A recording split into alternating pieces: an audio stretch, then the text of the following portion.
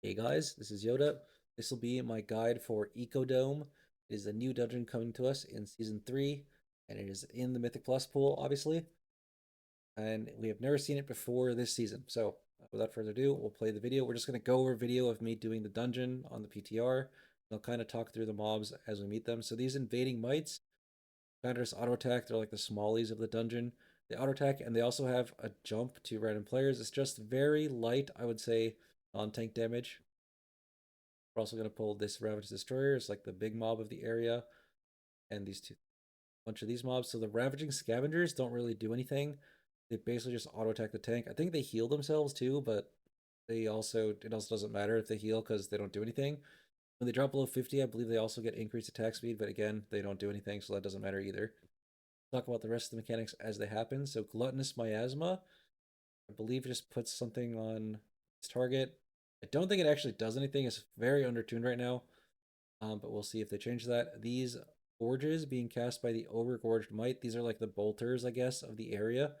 Gorge, I believe, casts too frequently to be single interrupted, so you kind of need to assign kick pairs if you're doing an organized setting. If it goes off, then it does the same damage you would expect from like a bolt, like a wicked bolt or a lightning bolt or whatever, on whoever it's targeting, and it gives them a stack. When they die, they do AoE damage to us based on how many stacks they have. So every single one that goes off means they're gonna burst for that much more damage. This Voracious Gorger does cast Engorging Smash, so it does AoE damage to the group, and it also puts all these swords on the ground. These swords are one shots at a high enough key level, just dodge.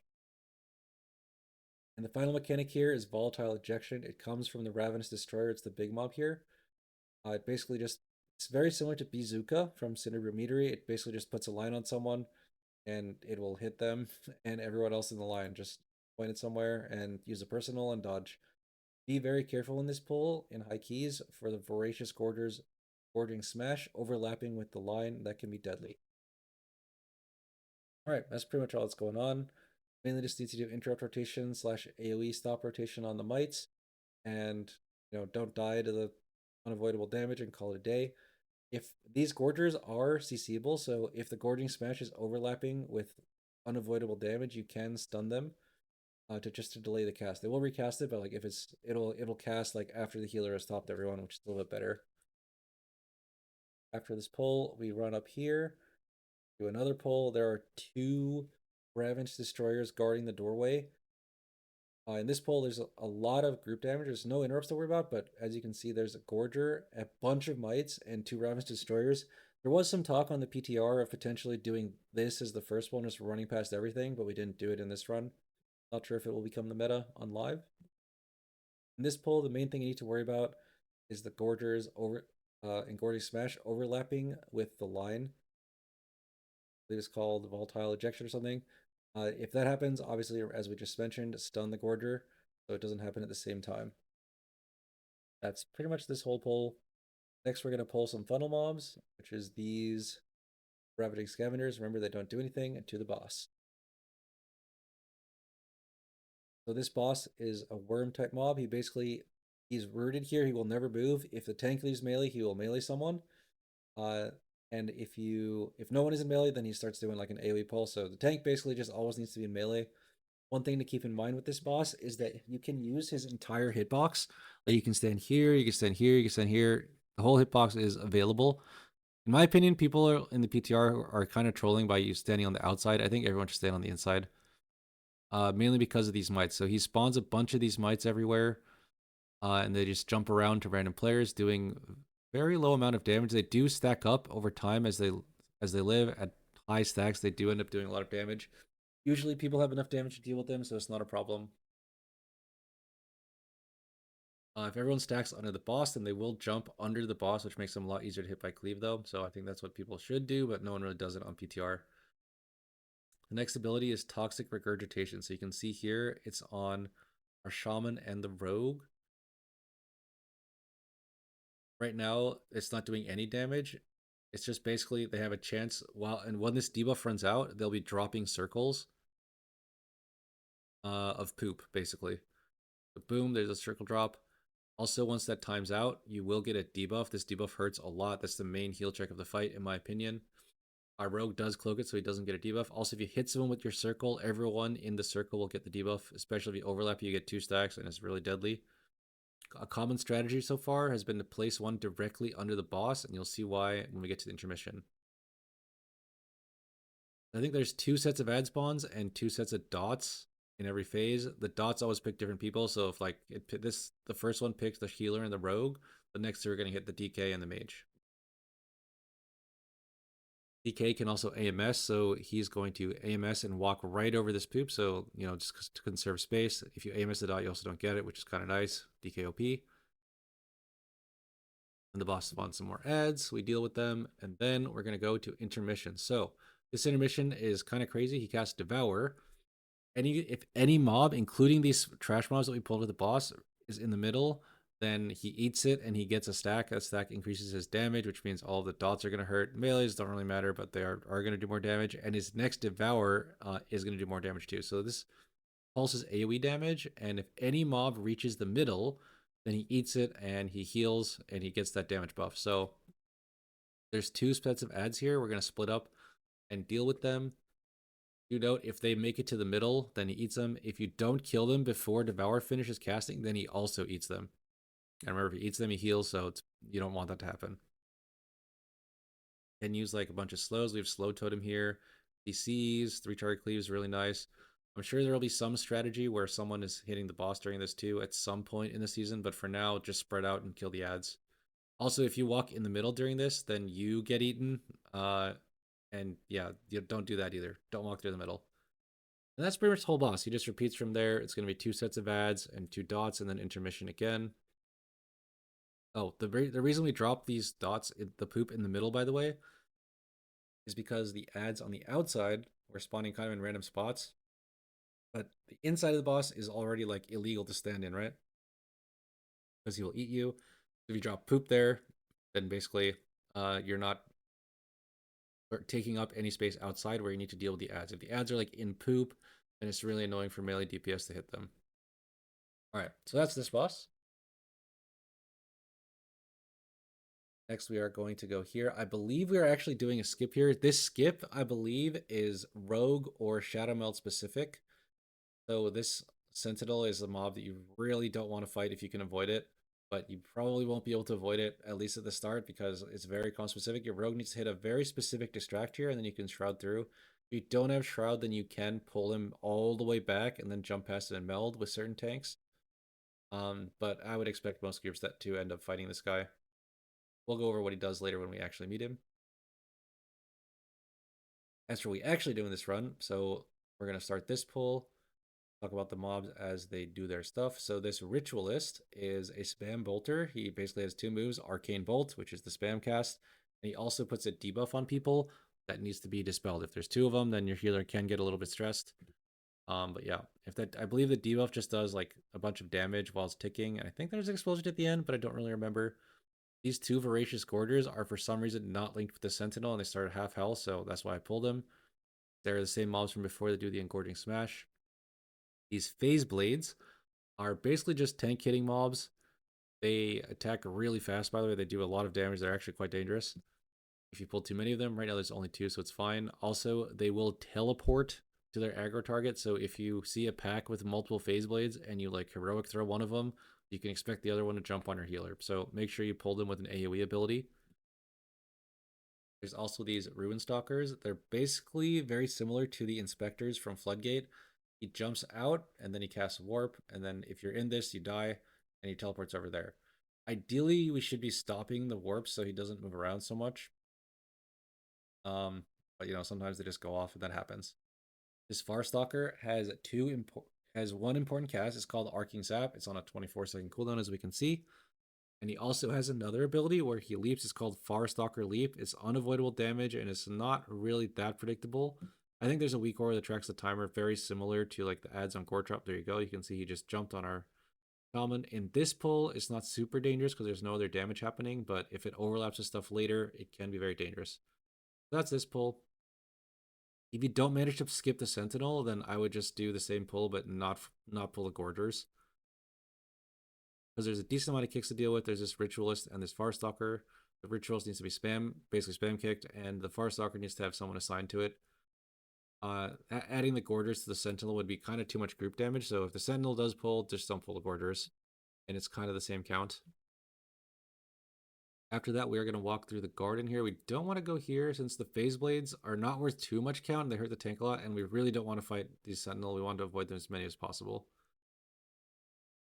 Next, we will pull 2 Farstalkers, Farseer, or Farstalker and 2 Runestalkers to the next Sentinel. This one is really hard to skip since he's like patrolling straight up and down, like where you actually want to go. So most people are going to end up pulling him. I'm going to pull him with this pack. So this is the only new mob. You can see that he's at 50%, but he has a shield. So basically the first half of his health, he is kind of like not that dangerous. He has this tank frontal, Arcane Slash. By the way, this tank frontal can be avoided by distance, so you can leap backward. I'm not doing that right now because I want to keep everything stacked on him. It does hurt quite a bit, and it also applies a dot to your tank, so make sure you are cooldowning it. Basically, this is the only time you really want to use cooldowns here.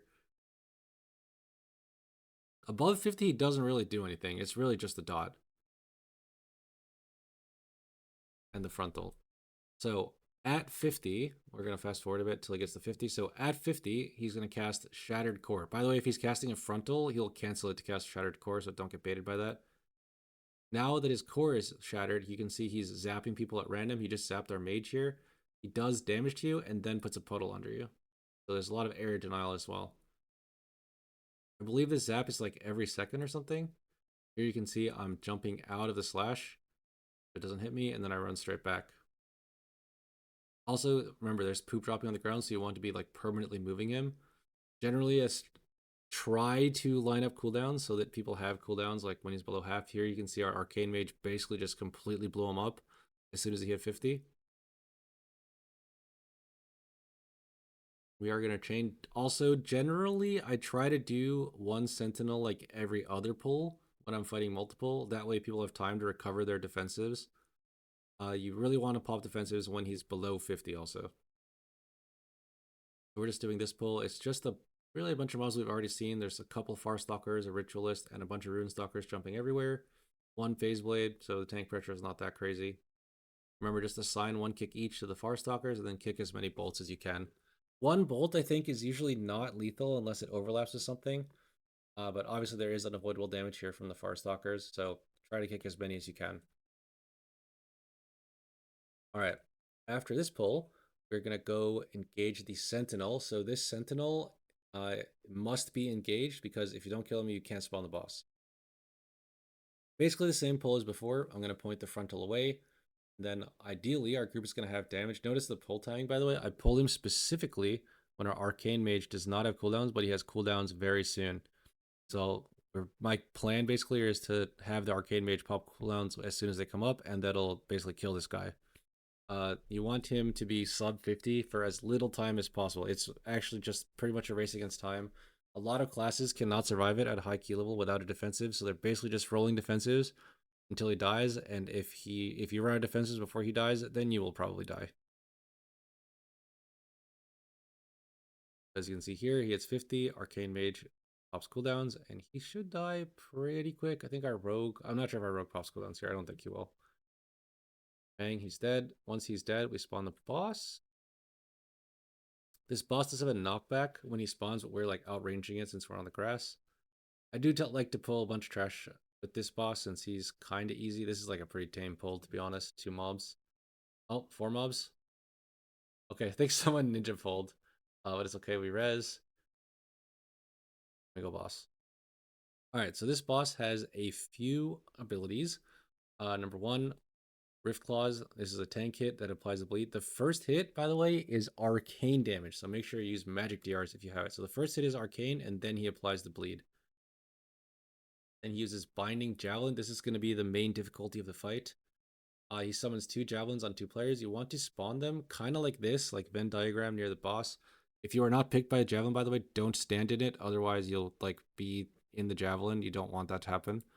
And we'll explain what that means real quick. So he spawns 2 javelins. While these javelins are on people, this debuff is stacking up, and every stack makes it hurt more. So you need to kill these javelins basically as soon as possible.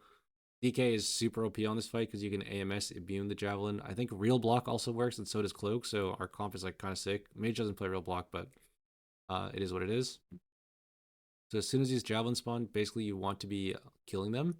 Otherwise, your mage will die. As you can see, he gets the 3 stacks, and the damage is quite intense. I think he blocked a little bit early, to be fair. And then it's another Rift Claws. Also, I think there's one more ability called Warp Strike. Let me see if I missed it. Yeah, so Warp Strike happens also.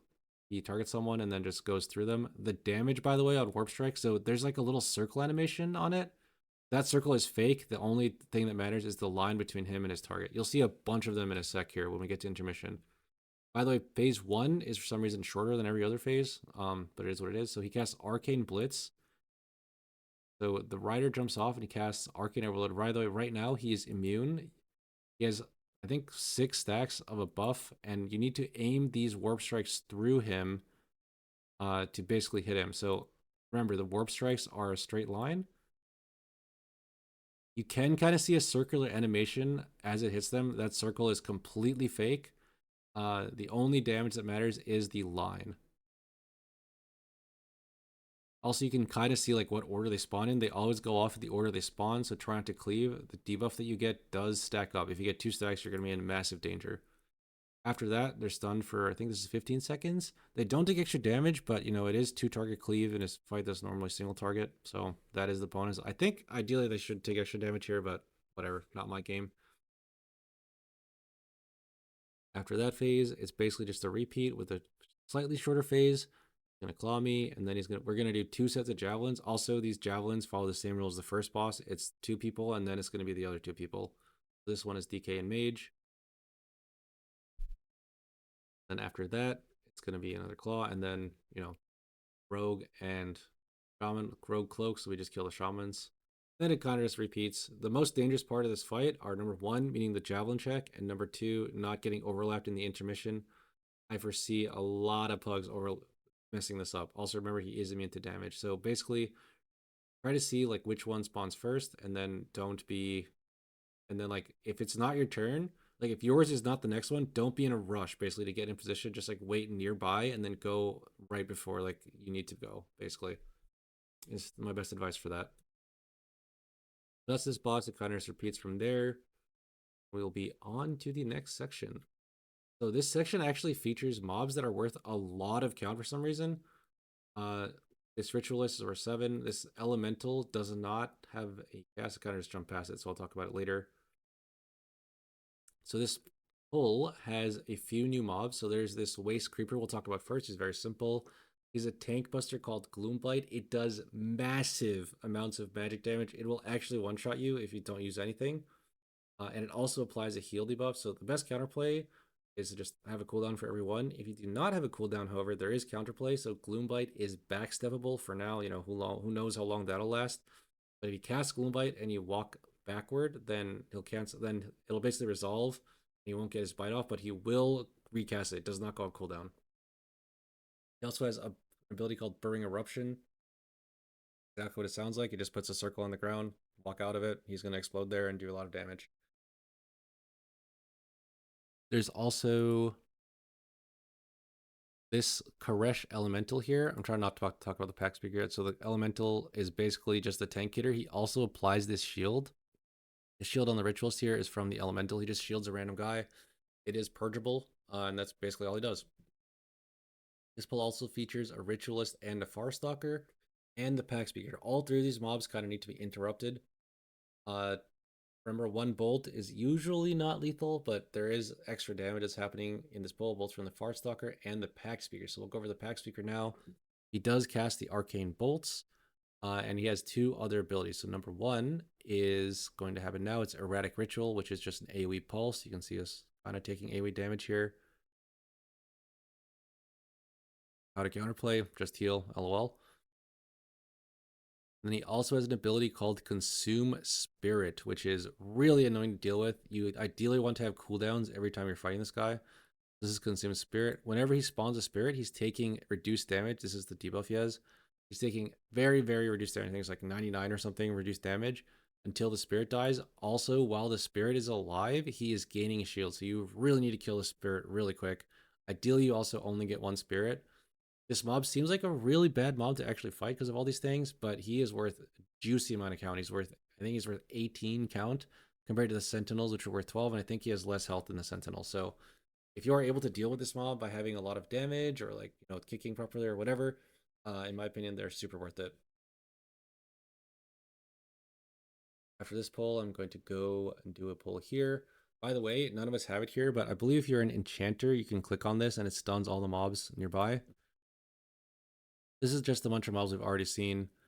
It's gonna have 2 ritualists, so do a kick rotation / AoE stop, 1 creeper, which we already know it does, some elementals that shield, and some phase blades that are just tank hits that teleport, right?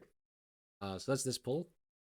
Obviously, I don't even know if we're gonna be doing this pull when the dungeon actually goes live, but figured I'd talk about all the mobs. And honestly, every pull just basically features the same mobs. These creepers are kind of just like off to the side. So I'm kind of trying to keep like 1 to 2 creepers in every pull since they are worth a lot of count. And that's basically what you can handle. More than 2 creepers kind of gets really spicy for a lot of tank classes, especially warrior. So try to keep it below. By the way, featured off to the side here is this little sandstorm. Do not engage the mob that is in this sandstorm. It is worth a juicy amount of count, but it is extremely dangerous and it has a lot of health. I believe someone compared it very similar to fighting 2 Theater Fane mini bosses at the same time in one mob is basically what it does. I think it has 3 main abilities. Number 1, Sandstorm, puts a stacking dot on everyone up to 6 stacks, and it just puts it up. You can't really avoid it. And then number 2, it does a Shattering Eruption or something, which basically is Earth Crusher from Doki GG in Theater. It just does a massive amount of AoE damage that overlaps with the Sandstorm, the first one, and also puts a bunch of swirly. So do not pull this mob and do not accidentally run over it. You will be very sad. Anyway, for that reason, by the way, most of my pulls are basically crafted in a way where we can fight away from where those things patrol around. Basically more the same in this pull that we've already dealt with. Keep in mind the pack speakers were like 1 pull with pack speaker, 1 pull without, 1 pull with, 1 pull without, etc. That is definitely very on purpose. After we kill the pack speaker, we're going to click on this. These are like kind of not worth clicking. You can see we're kind of clicking them super fast. You can't click them in combat, and it gives you this.